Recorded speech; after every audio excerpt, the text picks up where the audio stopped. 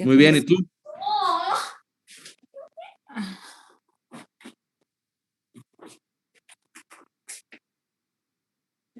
¿Podemos proyectar, por favor, lo que estábamos viendo? No, la voy a dar aquí. Sí, doctora. No. ¿Pueden ir a dar una vuelta por la alberca? Sí.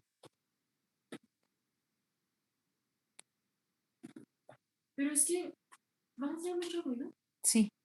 Es que no traes audífonos. No. No me creo.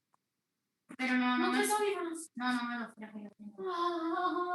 Sí, Tú voy a dar una vuelta por el parque. No, pero iba a hacer las cositas de mi libreta y no puedo escuchar tu voz y escribir al mismo tiempo. Los odio. ¿Ven? No, aléjate. Esa fue toda mi muestra de amor. No, ¿cuál muestra de amor y cariño? Ni una sola muestra de amor y cariño.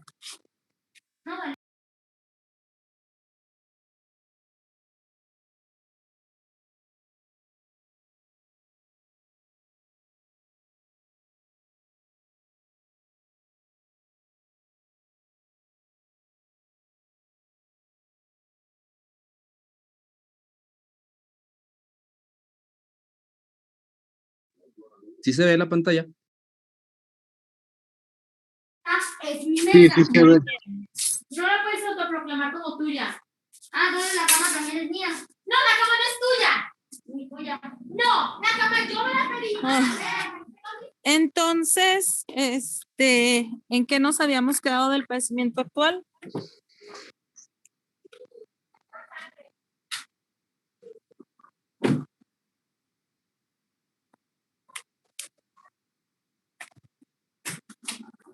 Mamá, Estamos con lo de rinorrea, doctora. otra vez. Eso yo lo hice lo primero.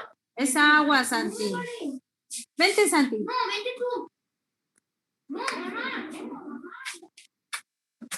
¿Qué te quedas aquí? Quédate aquí.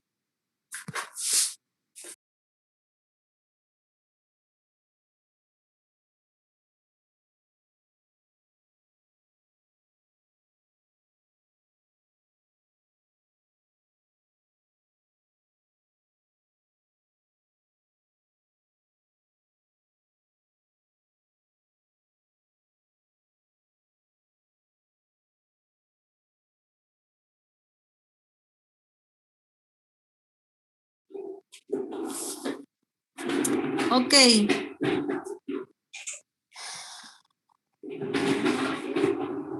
Nos quedamos en donde el paciente acude a su médico familiar, ¿verdad?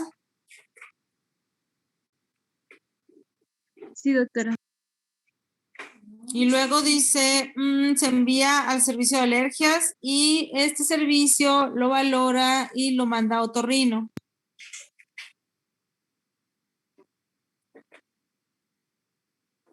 Con estudios de tomografía y nada más, ¿verdad? Ok. Después de eso, dentro de los signos y síntomas, dice que posterior, fíjense bien, nosotros tenemos que evaluar siempre nuestro padecimiento actual en tiempo, ¿ok? Por ejemplo, esta historia clínica tiene fecha de realización de este año, ¿verdad? Entonces,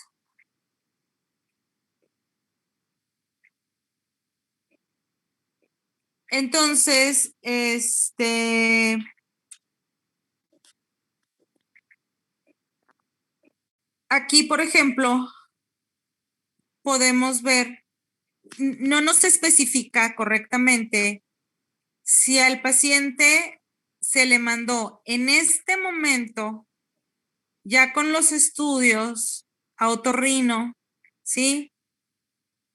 O lo que está sucediendo que nos refiere que en noviembre se agrega el cuadro clínico. No sé si me explico. Yo creo que Si nos vamos en la línea del tiempo, ahí estamos retrocediendo, al parecer. Este paciente no es mío y yo no lo conozco, ¿sí? Sin embargo, me lo voy imaginando. No sé, yo no sé si al paciente lo mandan a segundo nivel, le hacen la tomografía y luego lo mandan a otorrino, ¿sí? Porque ahí dice que el otorrino lo mandó a tercer nivel, ¿sí? Sí, ¿verdad? O sea, el otorrino de segundo nivel lo mandó a tercer nivel, ¿sí? Entonces aquí estamos perdiendo los datos de la línea del tiempo, porque aquí ya no supe yo en este cuadro clínico si primero pasó que en noviembre tiene un problema con el dolor ocular, si fue la biopsia o o qué es lo que estamos haciendo. No sé si me explico. Fíjense bien, dice, en noviembre del 2019 se agrega al cuadro dolor ocular izquierdo intermitente que cede parcialmente y se le realiza biopsia. Estudio el cual reporta un fibroma osificante juvenil fragmentado. 8 meses después se agrega sensación de plenitud óptica, chasquido, acúfeno y 4 meses después disminución en la agudeza visual de manera bilateral, acompañado de dolor opresivo, el cual cede por lo que se programa resección de cornete medio osificado y septumplastía. A mí Doctora, me llama la atención, digo, acuérdense, esta historia clínica no es nuestra, pero pues la tenemos que criticar. Dime. doctora, bueno, no sé si tenga revelancia o no, es que creo que estábamos viendo otro caso clínico que no es este. Proyecté Ah, sí, un tienes caso toda la equivocado. razón. ¿Me da Toda permiso la de compartir el razón. otro que teníamos, por favor? Sí, tienes toda la razón, pero de todas maneras, bueno, sí, regrésate, porque sí, con razón no me coincidía, a pesar de que presentara epistaxis. Aquí, doctora, proyecto el otro caso, permítame nada más. Sí. No me confundan, que no ven que estoy aquí en la guerra.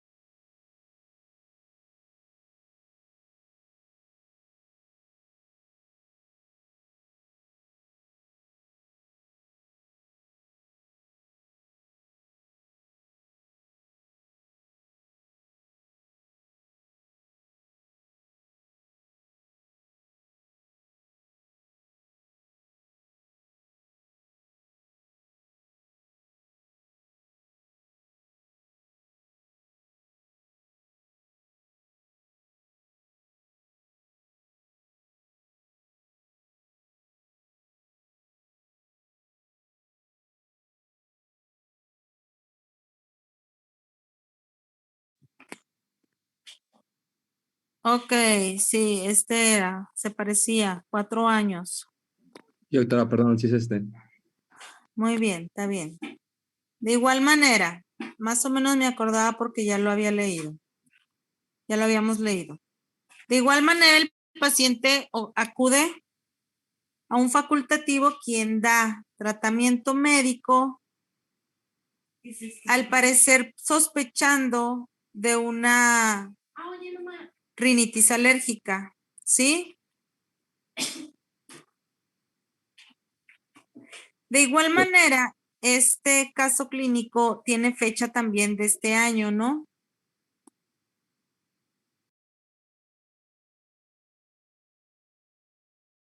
Sí, doctora.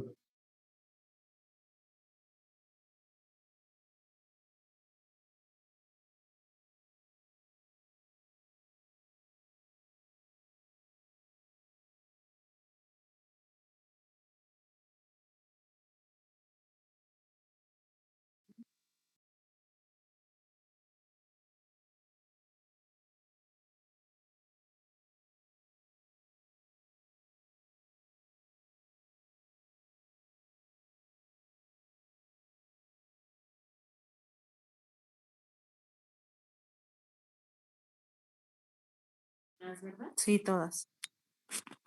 Ok. Uy, qué asco. Dice, la madre refiere haber acudido a facultativo quien indica tratamiento médico tratándose como una rinitis alérgica, ya que le dieron esteroide nasal antihistamínico y vasoconstrictor. La sintomatología fue exacerbada hasta el 10 de mayo, donde presentó una epistaxis que no cede con el tratamiento, por lo cual acude a hospital. ¿Ok? Entonces el paciente empezó hace 4 años con las epistaxis intermitentes, rinorrea, ¿sí? Aquí me llama la atención porque nunca refiere, en la línea del tiempo, cuándo fue realmente que sintió la obstrucción nasal, ¿sí? Porque lo refieren como a sensación de obstrucción nasal bilateral de predominio izquierdo, pero no refieren que fue siendo progresiva, ¿sí me explico?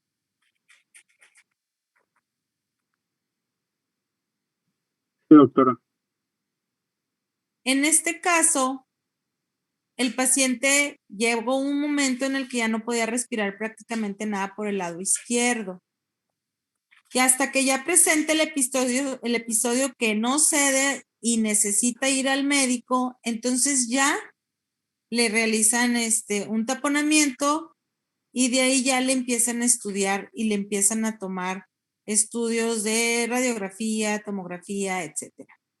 Aquí a mí me llama mucho la atención lo que ya habíamos comentado, que tiene 10 días para estabilización de hemodinamia y luego ya lo mandan a otorrino, ¿ok? Bueno, es muy importante que nosotros vayamos haciendo toda la anamnesis como debe de ser para poderle dar continuidad. Por ejemplo, para cuando un paciente llega como este niño, que ya tenga una obstrucción nasal completa, que esté presentando ya periodos demasiado repetitivos, la mayoría de las veces con un solo periodo o un solo taponamiento, si no es realizado por un otorrino, la mayoría de las veces los pacientes acuden varias veces a urgencias antes de y que les pongan taponamientos por parte del servicio de urgencias antes de que un otorrino lo valore. Bueno, por eso es muy importante que nosotros hagamos toda la anamnesis en cuanto a la epistaxis. ¿Cuántas veces fue que el paciente requirió taponamiento nasal? ¿Sí? ¿Cuánto fue con lo que se exacerbaba? ¿Y cuándo fue que realmente dejó de ceder con el tratamiento que le decían al paciente? Porque fueron 4 años, demasiado tiempo, ¿no creen? Sí, Desgraciadamente lo tratan como una rinitis alérgica porque el paciente a final de cuentas nunca fue con alguien que supiera realizar una exploración física. Y lo que les vuelvo a comentar, la mayoría de los síntomas en otorrino son muy similares, ¿sí? Son cositas las que hacen que podamos hacer diagnósticos diferenciales, pero la mayoría de los diagnósticos se realizan a la exploración física. Con la pura clínica es muy difícil, incluso una otitis media crónica. ¿Por qué? Porque una otitis, un tapón de cerumen se puede comportar igual que una otitis, que un cuerpo extraño, pueden causar hipoacusia, o sea, pueden causar otorrea. Hasta que no ves, puedes identificar, ¿ok? Entonces, por eso sí necesitan poner mucha atención a la hora de la exploración física, que es donde vamos a poder realizar diagnósticos. Después de esto, independientemente de todo lo que le hicieron al paciente, el paciente refiere persistir con sensación de obstrucción nasal de predominio izquierdo, cefalea, y nos refieren aquí cuando fue el último cuadro de epistaxis, y me imagino que los importantes. ¿Ok? Entonces, aquí por ejemplo, por arriba,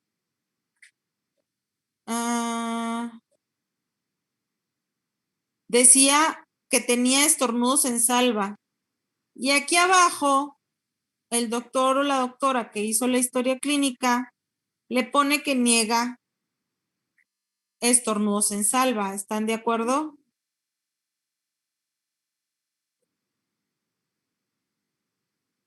Igual acá arriba nos dice que tiene prurito nasal. Y luego acá abajo nos niega el prurito nasal. ¿Sí lo ven? Doctora, ¿no será porque los síntomas de arriba son hace 4 años y los de abajo ya es como que en el presente? No, porque entonces tendrías que refutarlos durante la misma línea del tiempo. ¿Sí? O sea, presentó el prurito nasal y ahí dentro de la misma línea del tiempo tienes que volverlo a negar, aunque aquí te diga que actualmente, ¿sí? Como se trate de una sintomatología nasal, tienes que poner ahí en la misma línea del tiempo si se quitó o si se dio con el medicamento. Es igual que la hiposmia, por ejemplo, ¿no? Si refiere que tiene hiposmia y luego acá te dice que no tiene anosmia, cacosmia, o sea, no puedes negarlo y luego ponerlo y luego negarlo si no va dentro de la misma línea del tiempo. Es como lo que pusieron ahí de la epistaxis. Ahí te está refiriendo cuándo fue el último cuadro de epistaxis, ¿sí? Eso quiere decir que de esa fecha a la actualidad no ha tenido epistaxis, pero no te puede poner aquí abajo, dentro de los negados, que niega la epistaxis, si ya la pusiste que sí la presentó porque va dentro de los mismos signos y síntomas. No sé si me explico o no me explico. Sí, doctora, ya entendí. ¿Sí? Entonces, sí pudiera ser a lo mejor pero lo tienes que referir dentro de la misma línea del tiempo. O sea, a que actualmente, aunque ya no lo tenga, de todas maneras lo tienes que decir qué fue lo que hiciste para que eso ya no estuviera, ¿no? Si no, va a ser así como aquella señora del servicio social que llegó conmigo a las 3 de la mañana para decirme, que el domingo había tenido un dolor muy fuerte. Llegó como un miércoles a las 3 de la mañana. Que el domingo había tenido un dolor muy fuerte, que la despertó y no la dejaba dormir, que le dolía mucho el cuadril acá atrás del lado derecho. Yo me imagino que si a las 3 de la mañana mi paciente va con ese síntoma es porque ¿qué? Porque le volvió a doler, ¿no? ¿Le está doliendo? Sí, ¿verdad? Dentro de así, cuando llega mi paciente, yo le pregunto, ¿y ahorita otra vez le está molestando? No, me dice, pero no podía dormir y me acordé que me había dolido y ahorita no me duele, pero vengo a ver qué habrá sido ese dolor. Gracias, señora, 3 de la mañana. ¿Sí me entienden? O sea, ahí pierde toda la continuidad. Ya no puedo yo revisar un paciente que hace 15 días tuvo un dolor pero que ya no lo ha vuelto a presentar porque ya deja de ser un signo. ¿Sí me explico? Y ahorita, en aquel momento pudo haber sido hasta una piedra atorada, ¿no? Pero ¿qué pasa con las piedras? Se desatoran y luego ya caen y pues ahí ya se acabó el dolor. ¿Sí? ¿Estamos de acuerdo? Sin embargo, si ese dolor se vuelve a presentar dentro de mi línea del tiempo, entonces yo ya empiezo mi cuadro clínico desde aquel momento en el que lo presento. ¿Sale? Entonces, vemos aquí, por ejemplo, sensación de plenitud facial. ¿Sí saben qué es la sensación de plenitud facial? Me voy a ir porque me caen gordos ustedes. A Sí. ver, mami, tú también me caes mal. Ajá, bye. Mamá, Vente, Santi. oye, mamá, yo no estoy haciendo ruido, ¿eh? Nada.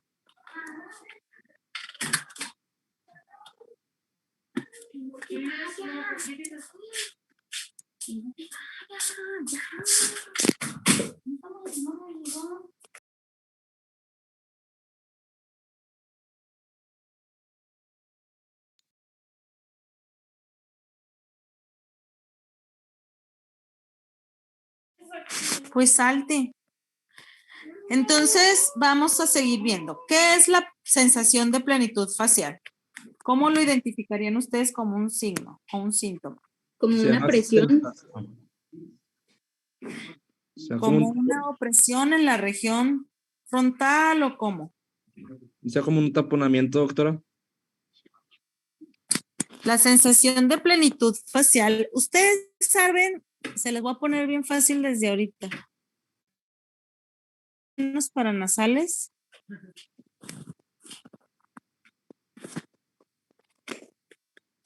Me imagino que sí, porque ya llevaron anatomía en algún momento de su Sí, vida. doctora. ¿Para qué sirven los senos paranasales? ¿Qué son los senos paranasales? Primero.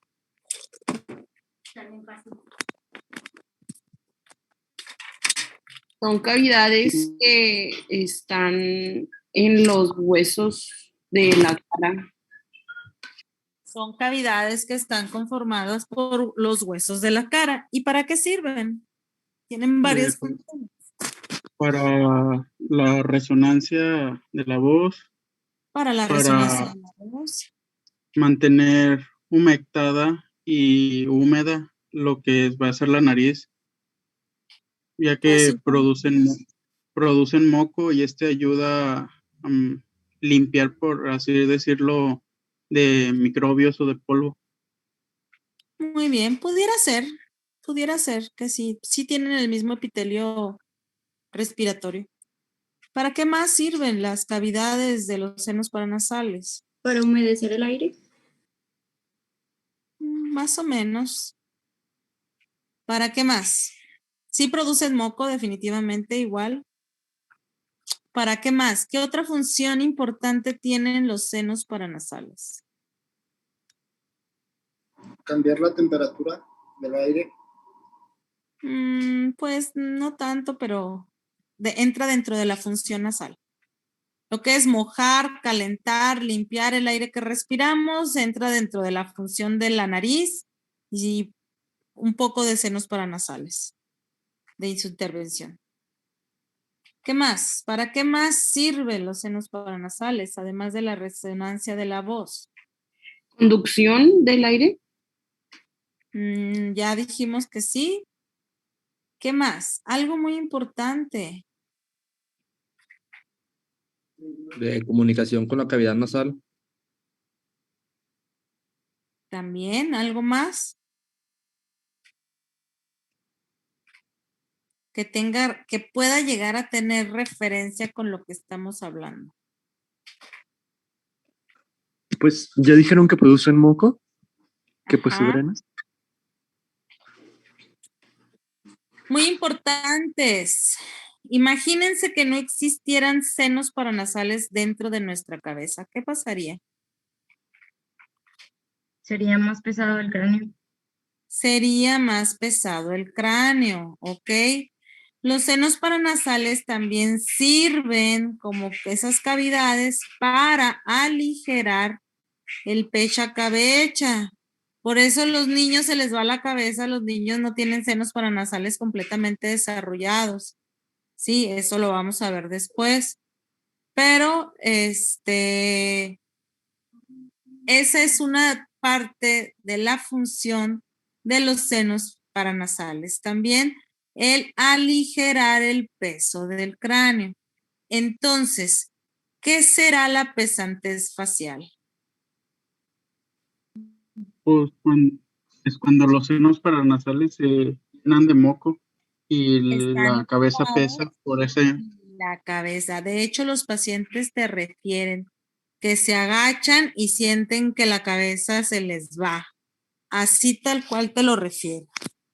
Dice, no, dice, o sea, estoy así, me agacho y ay, siento que la cabeza se me va así, me duele. La siento como oprimida. Así te lo refieren literal los pacientes. Entonces, acuérdense que toda la fisiopatología tiene que ver mucho, no solo con la función, sino también con la anatomía. Y como les he dicho desde un principio, en otorrino sí, mi amor. La anatomía es una parte fundamental para que nosotros podamos llegar a hacer diagnósticos. Ok, si conocemos la anatomía perfectamente bien,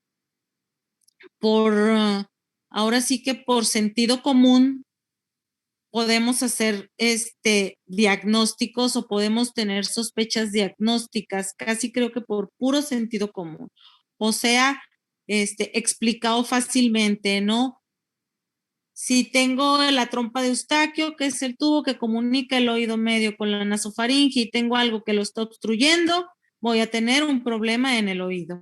Entonces, tengo que verificar que ese conducto esté permeable de alguna manera, ¿sí? O sea, todo tiene que ver con la situación anatómica. Y de esa manera, realmente se los digo, por puro sentido común, podemos llegar a hacer muy buenos diagnósticos fáciles, siempre y cuando podamos hacer el ejercicio mental de ubicarnos, o sea, ubicar toda la anatomía y ver cuáles son las partes que pueden estar siendo afectadas.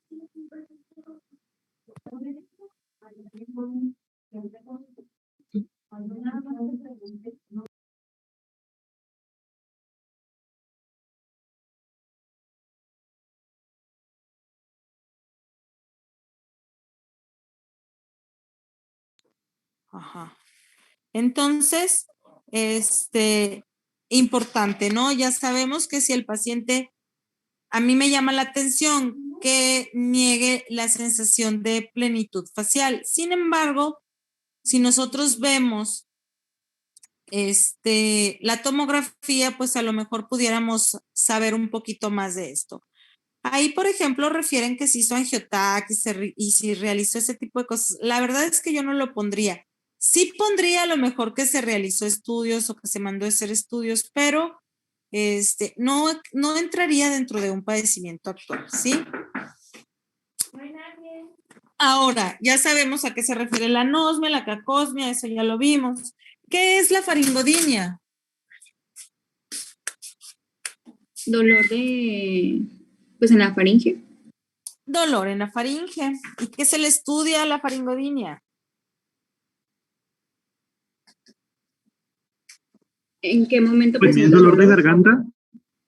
Ajá, dolor de la garganta.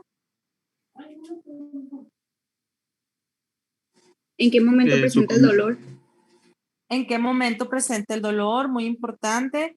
Hay pacientes que tienen rinitis alérgica o que tienen alguna obstrucción nasal, algún septum desviado y que tienen respiraciones orales. Este tipo de pacientes te refiere que en la mañana amanecen con dolor de garganta y durante el día se les va quitando, ¿ok?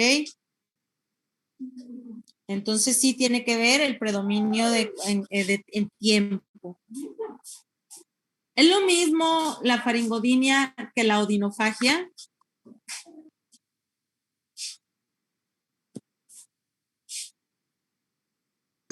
Son diferentes lugares, ¿no? En la odinofagia es un poquito más posterior y al tragar, ¿no? La ¿Alguien odinofagia más? sería el dolor al comer y la faringodinia, pues supongo que no necesariamente tiene que comer para que le duela. Así es. La odinofagia es dolor al pasar los alimentos, ¿sí? Y la faringodinia, pues es básicamente que te duela la garganta y sin la necesidad de pasar alimentos. La disgeusia. ¿Alguien sabe qué es la disgeusia? Pues es un trastorno donde la persona manifiesta que algo que le sabe feo la lengua, aunque no esté comiendo nada. No necesariamente, pero sí que hay cambios en los sabores de los alimentos, ¿ok? Esto, por ejemplo, nosotros lo ponemos porque pasa, sobre todo en los pacientes, hay algunas técnicas quirúrgicas que implican la sección del nervio. No sé si a alguno de ustedes ya les tocó entrar a quirófano alguna estapedectomía. Creo que sí. Por ahí hay un nervio que es la cuerda del tímpano, que es el que le da la sensibilidad a los 2/3 anteriores de la lengua, y eso hace que al momento de que nosotros tocamos ese nervio haya ciertas alteraciones, y hasta que no vuelva a desinflamarse el nervio y a recuperar su función, el paciente refiere que tiene un sabor metálico en la mayoría de las ocasiones. ¿Ok? Obviamente la geusia es pues que pierden por completo el sabor. Sensación de cuerpo extraño aerodigestivo. Tiene otro nombre. ¿Cuál será? Globus faríngeo. El globus faríngeo. Estridor. ¿Qué es el estridor?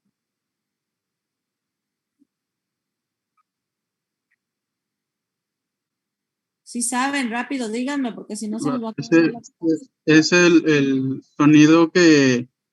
un sonido que se hace durante la respiración, pero porque está inflamado alguna vía respiratoria. Bueno, parte de la vía. Ok, el estridor es un sonido que se realiza al momento ya sea de respirar, o sea, de la inspiración, la expiración o algún sonido que se presente en los dos movimientos. El estridor es muy distinto a las sibilancias audibles, ¿sí? Las sibilancias audibles que sí suceden, sobre todo en pacientes asmáticos, en donde tú te acercas y puedes llegar a escuchar incluso el pillido o el mismo paciente te dice, siento que me pilla, ¿ok?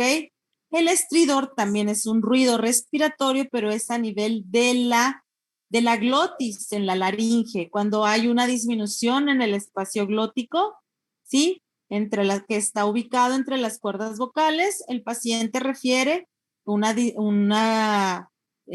sonido al momento de jalar el aire. Cuando los pacientes están demasiado tapados, ya el estridor no nada más es inspiratorio, sino puede llegar a ser bifásico. Hay ciertas patologías, por ejemplo, los pacientes que tienen alguna laringomalacia, los pacientes al momento de la inspiración no pueden respirar porque se colapsa la laringe. Entonces, los pacientes refieren, sobre todo que se presenten pequeños, que cuando los bebés lloran, ¿sí? Hacen un estridor inspiratorio, sobre todo al momento de que jalan el aire, ¿ok? Los pacientes con tumores laringios, la mayoría de ellos,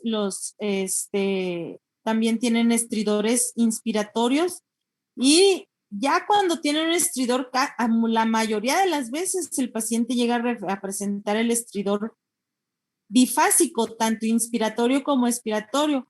Cuando el estridor es inspiratorio nada más, se puede sospechar de un tumor supraglótico por arriba de la glotis, pero si el estridor es bifásico, el tumor se puede sospechar que esté exactamente ahí en la glotis, ¿no? O sea, que esté no supraglótico, sino glótico totalmente.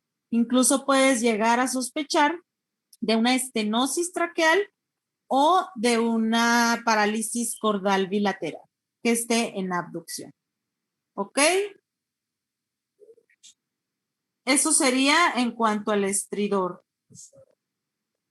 Dificultad respiratoria, pues obviamente, ¿cómo se estudia la dificultad respiratoria?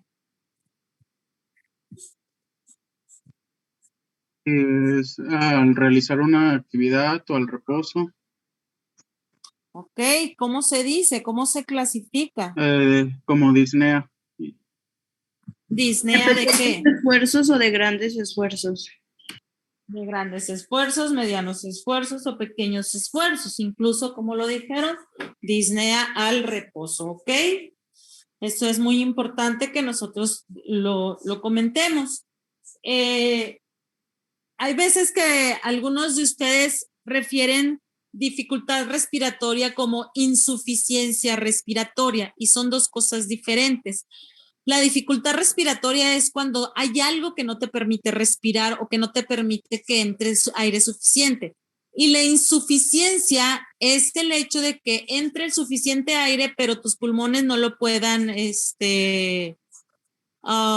metabolizar de manera adecuada, ¿no? O sea, que no lo puedan captar, ya sea por una fibrosis o por un edema o por cualquier otra, una neumonía, ¿sí? No es lo mismo una dificultad para respirar que una insuficiencia, ¿ok?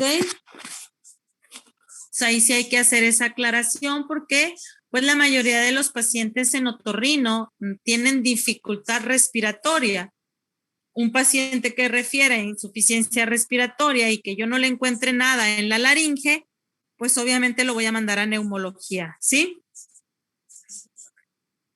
Sí, doctor.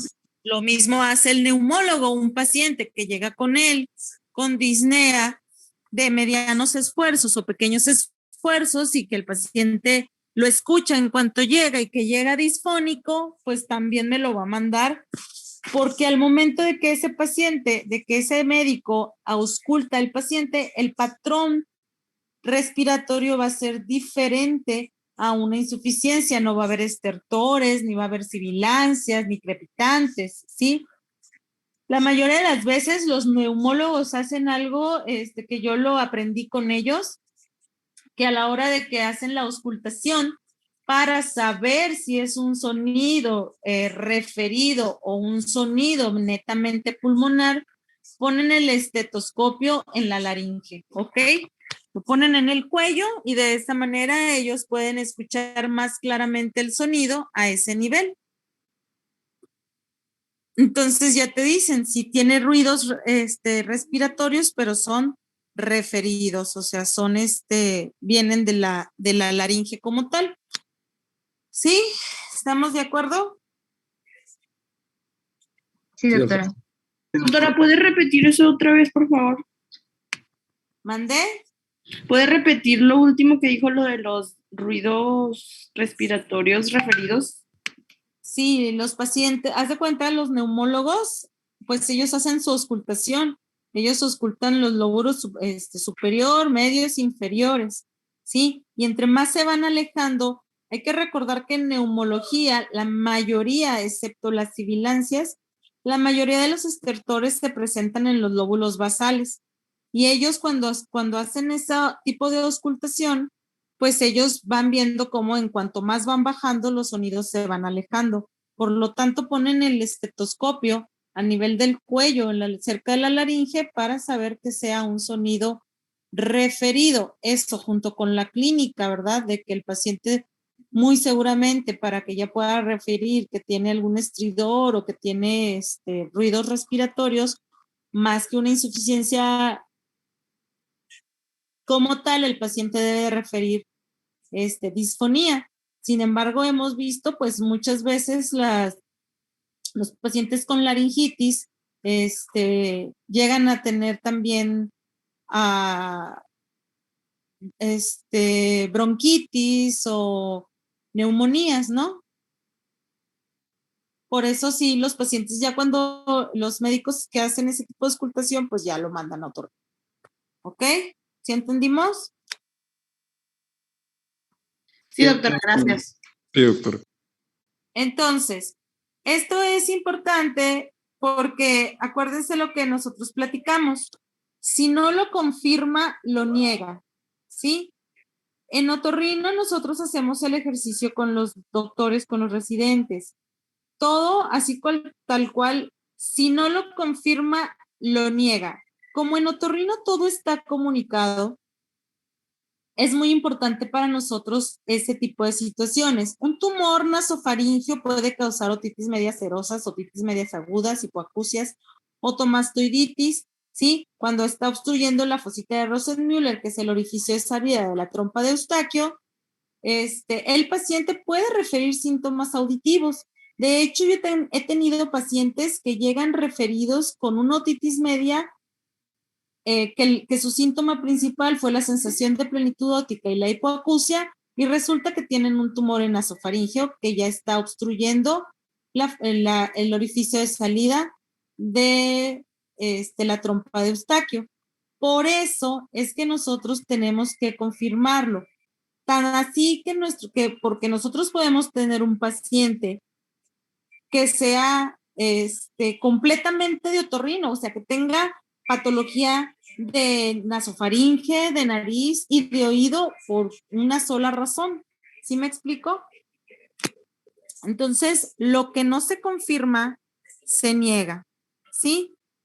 Por eso es que hago énfasis con ustedes en cuanto a que no me puedes confirmar arriba que tu paciente tiene tal cosa y luego abajo negármelo, porque te estás contradiciendo. Si ya actualmente no lo tiene, arriba tuviste que haberlo ya documentado, ¿ok? Sí, Aquí, doctora. por ejemplo, Sí. nos pone sensación de cuerpo extraño, era digestivo, y luego nos pone afonía, pero no pasa por la disfonía, que no es lo mismo, ¿no? La disfonía es la ronquera y la afonía es la disminución completa o ausencia de la emisión de la fonación, ¿sí? Entonces, ¿qué es la afonía? Ya se los dije. Disminución completa del Ausencia sonido o la capacidad de hablar. ¿Y qué se le va a estudiar?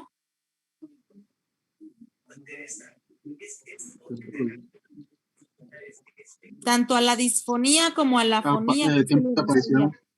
El tiempo de evolución, ¿qué más? Que lo provoca.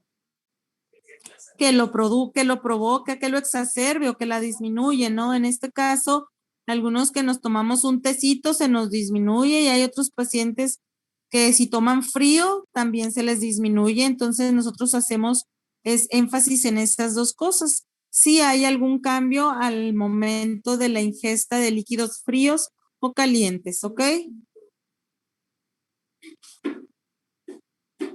¿Qué más se le va a estudiar a la disfonía, que es la disminución en la agudeza de la voz? ¿Cómo fue su aparición? ¿Cómo fue su aparición? Si fue intermitente, si un día despertó ronco y nunca más se volvió a quitar, ¿no? Que sea constante. Hay otra cosa muy importante, como yo, que si se exacerba o disminuye con el uso o abuso de la voz, ¿sí? Hay pacientes, sobre todo los cantantes, que te refieren que amanecen muy bien y luego se ponen a ensayar y luego cuando cantan mucho, pues ya hasta que se quedan roncos, ¿no? Eso es asociado al uso y abuso de la voz. Hay patologías como los nódulos laringeos, ¿sí? Que tienen fases hialinas y fases de queratina, en la cual con el uso y el abuso de la voz, pues se pueden llegar a establecer. Entonces, este tipo de pacientes, los cantantes, los vendedores, los que hablamos mucho, podemos llegar a tener procesos intermitentes de la voz. ¿Qué más se le estudia? Y se acompaña de faringodinia. Sí, se acompaña de faringodinia o de globus faríngeo, ¿verdad? ¿Qué más?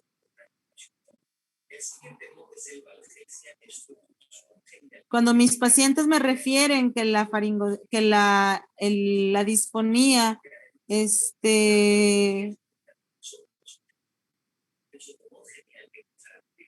también estoy obligada a preguntar si tienes síntomas gástricos, ¿ok?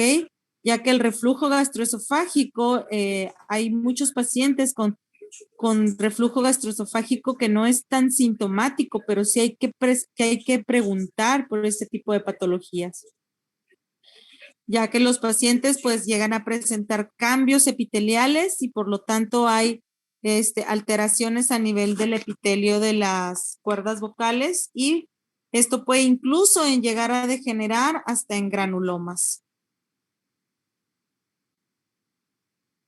Otalgia, ¿qué es la otalgia? Dolor en el oído. Dolor en el oído. ¿Y qué le vamos a estudiar a la otalgia? Aparición. Aparición, ¿qué más? Intensidad. Intensidad. Acompañantes. Exacerbantes. Tiempo de Acompañantes, exacerbantes. Algo muy importante. detonante. Detonantes. Algo más ¿Se importante. refiere a alguna otra zona? Sí, se irradia a alguna otra zona. ¿Qué más? Algo sumamente importante. ¿Se atenúa con algo? Si hay secreción. Sí, pero le estamos estudiando a la otalgia, no una otitis media, ¿no? Sino una otalgia como tal. ¿Cuántas orejas tienen? 2. Si es bilateral o unilateral. No, siempre es muy importante saber si es unilateral o bilateral, ¿ok? Por ejemplo, un paciente con una otitis externa es muy frecuente que sean otalgias unilaterales y que sí tengan exacerbación. Y los pacientes normalmente te dicen, sobre todo ahorita en esta época que regresan de vacaciones, que les empezó a doler después de que fueron a la alberca o cuando regresaron de la playa o algo por el estilo, ¿ok? Que esos son los detonantes, ¿sí? Pero muy importante, tenemos que saber si es unilateral o bilateral. Y si el paciente te dice que es bilateral, si hay predominio de algún oído, ¿ok? ¿Qué más? La otorrea. ¿Qué le vamos a estudiar a la otorrea? Cantidad. La cantidad. Coloración, consistencia. Coloración, consistencia.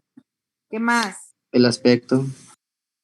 El aspecto, si es filante, si es muy espesa o si es muy aguada, si es hialina. Olor. Si huele mal, hay pacientes que de repente tenemos, incluso los que tienen colesterol que huelen a perro muerto. ¿Qué más? Unilateral o bilateral. Claro, muy importante, unilateral o bilateral. Hay otra cosa, hay la mayoría de los pacientes que tienen otorreas van al doctor y les dan gotas y luego se les quitan. Entonces, en este caso uno tiene que preguntar si los cuadros de otorrea, si son intermitentes, si son constantes, y muy importante saber cuándo fue el último. Hay pacientes que tienen otitis media crónica que tienen una historia de que de chiquitos se enfermaban del oído y les supuraba el oído y nunca más les volvió a supurar hasta 20 años después, ¿sí? Esos pacientes regularmente tienen el oído perforado desde entonces, pero por alguna razón maravillosa, pues nunca se infectó el oído, ¿ok? Hay otros pacientes que de igual manera te dicen que desde chiquito les supuraban los oídos y nunca en su vida les ha dejado supurar por lo menos una vez o 2 veces al año, ¿sí? ¿Por qué pasa? No tengo la menor idea.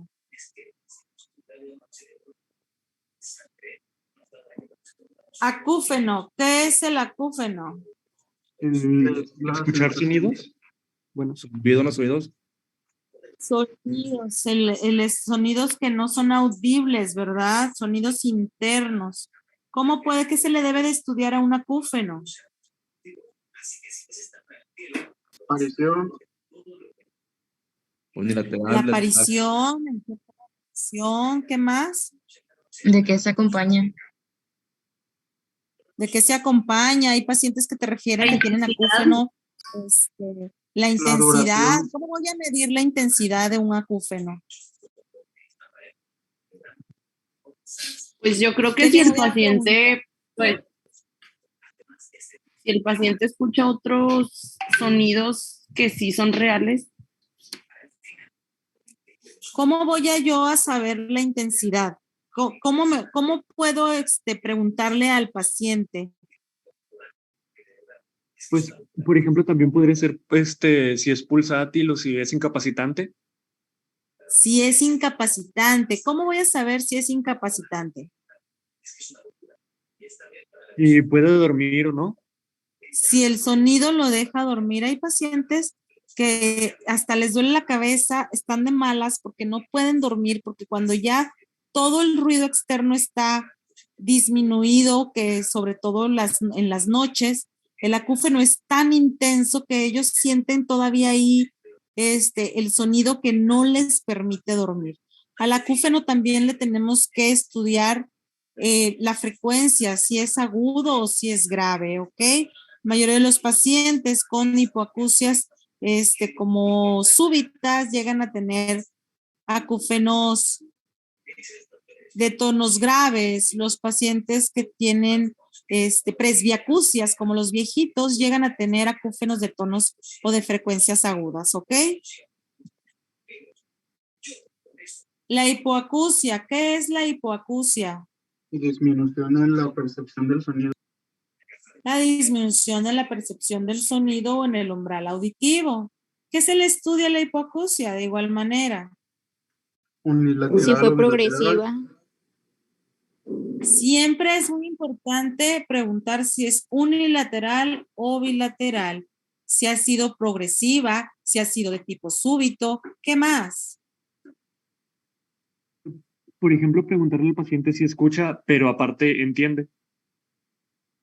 ¿Cómo se llama eso, doctor? Que el paciente escuche y no entienda. Discriminación de las palabras, hipoacusia, no sé. Es falta de la discriminación de las palabras. ¿Qué quiere decir esto? Que los pacientes sí escuchan, pero no alcanzan a distinguir todo lo que se les dice. Eso sucede mucho en los pacientes con presbiacusias, en los viejitos y también en los pacientes con hiperacusias, los que escuchan de más, ¿ok? Que escuchan las frecuencias, así como dice una de mis amigas, la de ahí dice, tienes oídos de ratón. Los que tienen las frecuencias que escuchan a muy pocos decibeles también llegan a tener alteraciones en la discriminación de las palabras, ¿sí? Esto pasa porque las frecuencias no van disminuyendo en forma gradual.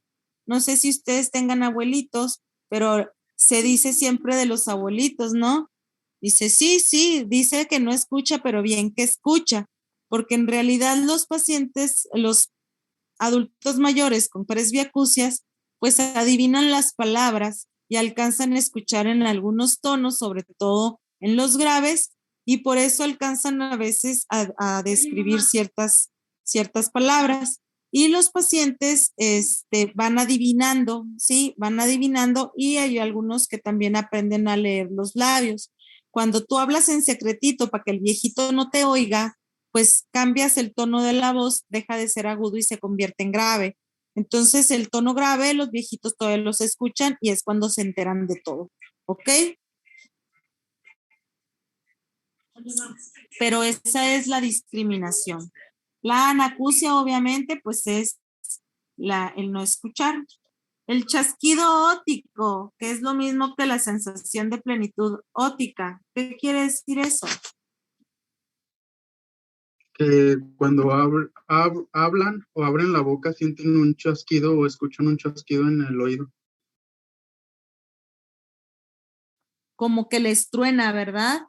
Muchos pacientes te refieren que cuando bostezan o cuando mastican sienten que les truenan los oídos. Incluso algunos pacientes te dicen que se aprietan así y el oído gana un poquito de audición, ¿ok? Eso es por una mala ventilación del oído. Vértigo. ¿Qué le vamos a estudiar al vértigo? ¿Qué es el vértigo? Es la sensación de movimiento, pero que no está ocurriendo. Así es. No es lo mismo un vértigo que una sensación de inestabilidad postural. Cuando nosotros nos dirigimos hacia los pacientes, el vértigo lo clasificamos como un movimiento en el cual las cosas giran. Dicen que como cuando andas jarra, que tocas así, que haces tierra con el piecito. ¿A quién le ha pasado? Que te acuestas y de pronto ves que el techo no termina de girar, ¿sí? Ese es un vértigo de tipo rotatorio. Cuando el vértigo es originado por el oído, sobre todo que sea un vértigo paroxístico, se debe de estudiar el tiempo de duración, ¿ok? ¿Cómo vas a preguntar el tiempo de duración? Es muy importante decir si pasa rápido, si dura segundos o si dura todo el día. Saberlo clasificar, porque muchas veces los pacientes tienen esa sensación de que las cosas giran a su alrededor, pasan rápido, pero tienen miedo el resto del día y casi creo que se la pasan así agarrados de la cama y no se quieren levantar porque sienten que se van a marear. Sin embargo, siento que me voy a marear, pero no estoy mareado. El vértigo es una situación bastante compleja porque hay muchas cosas que pueden llegar a desencadenar la sensación de plenitud, de inestabilidad postural o el vértigo. Al vértigo que se le debe de estudiar, el tiempo de evolución, si hay cosas que la exacerban o que la disminuyen, como cuáles.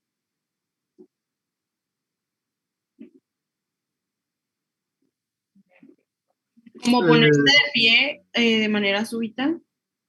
Como levantarte o hacer movimientos cefálicos. Hay pacientes que dicen, no, es que yo estoy acostada y luego me volteo a la derecha y siento que me caigo y que me voy, ¿no?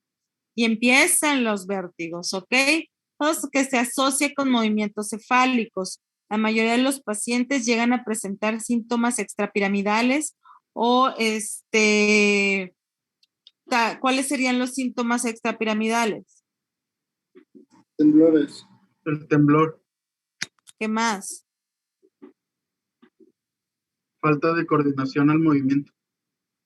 En ese tipo de pacientes tenemos que descartar que sea un vértigo de origen central o un vértigo de origen periférico. De origen periférico quiere decir que sí sea ocasionado por el oído. Hay muchos pacientes que presentan vértigo con síntomas neurovegetativos, ¿como cuáles?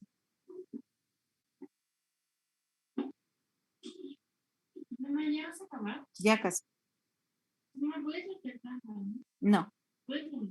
Sí. ¿Cómo cuáles? Náuseas, vómitos, diaforesis, ¿ok? Sí, doctor. La mayoría de los pacientes que tienen sensación de inestabilidad son los que te dicen que sienten como que andan en un barquito, que el piso se les mueve y la mayoría de estos pacientes no tienen síntomas neurovegetativos, ¿ok? Y tampoco se asocia mucho a movimientos cefálicos. Este tipo de pacientes puede ser más bien que su sensación de inestabilidad postural sea ocasionada de origen metabólico. ¿Qué es esto?